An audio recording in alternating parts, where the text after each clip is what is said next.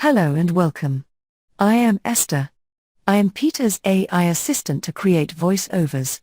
Peter is using me as his assistant, because men prefer to listen to a woman's voice. I will simply read Peter's blog posts, so that you have a choice of reading the blog post, or listening to my voice. Hello and welcome, gentlemen. I'd like to say thank you very much for coming along and listening to my latest blog post. As you know, I have been banned off LinkedIn for some years. Now that I am back, I will post items that I think are of general interest to people in what is now loosely called the data community. One area I have an interest is the cost of data modeling and ETL development for data warehouses. After more than 33 years in business intelligence, I can assure you that the people paying for your data warehouses also have an interest in how much they cost. Everyone who knows me knows that I wrote my first ETL software in 1995.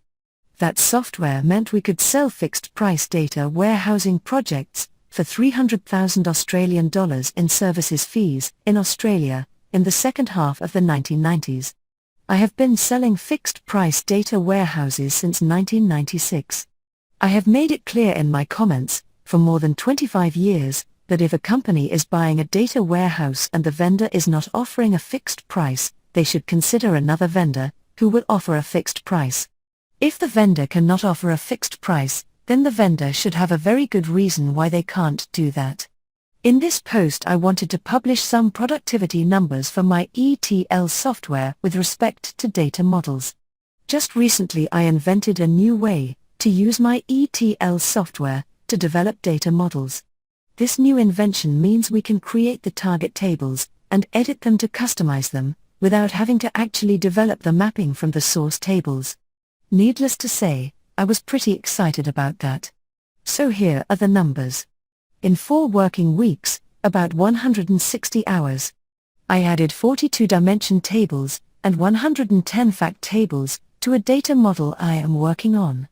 The total number of fields on these 152 tables is 13,397 fields.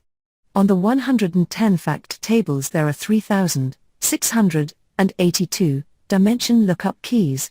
2 weeks of the 4 weeks was manually adding these 3,682 dimension lookup keys. The number of data fields from the source system in these tables is 7,515 data fields. There are also audit fields and special fields added to each target table in the data warehouse. Now, I know those numbers are unparalleled. No one else can do that. Until a few weeks ago, I was developing models by creating the mapping to be able to generate the view that went over the top of the staging area. Then, from the view, create the target table. With this process of being able to generate the target table before I write the mapping, I have been able to vastly increase the productivity of designing template data warehouse data models for large operational systems. So, gentlemen, those numbers are the new high watermark in data warehouse template target table development productivity. Of course, this is creating template target tables that will be customized on implementation. When the mappings are actually written, the transform part of the work still has to be done.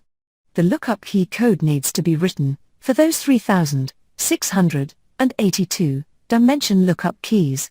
But with the inventions I have added to CTL, we are now in the era where we can build dimensional data warehouses for very large operational systems in terms of numbers of columns. What this does is to deliver everything Incorta is doing, plus delivering the dimensional data warehouse as well. We can now build staging areas for very large systems in less than 2 weeks, including all indexes needed. Now, that is what I wanted to say about the numbers. I know people will want to know more details. There is a more unfortunate part of this post I have to share with you so that you understand my position. I will not tell you the current number of tables or fields in this data model. I will not tell you the target number of fields we will have. I will not even tell you the industry segment. Today, I must do my work in total secrecy. Please allow me to publicly explain part of why I must now live in Fiji and work in total secrecy. It is because of the way my ex-wife of 18 years, Jennifer Nolan, and her family have acted. After I divorced Jennifer in 2007, I was working with Sean Kelly. We were very successful in selling our data models to both TalkTalk and Sky Talk in the UK in 2008 and 2010.